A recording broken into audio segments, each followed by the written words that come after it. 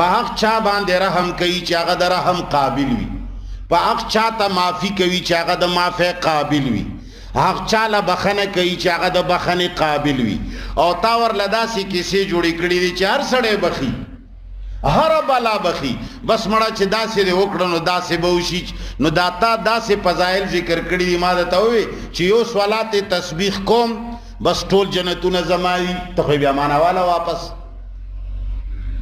نور خو لا پرېږده ستا کتابونو د عام لیکلي دي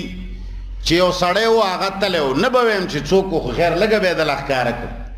یرې جي هغه الله جل جلاله ته ووایي چې دا لغونې جنت ته ننوځم لغونې بیا راوځم اول یې ورته ووایي چې ماله لږ د مرګ طریقه وښایه د سړی مري څنګه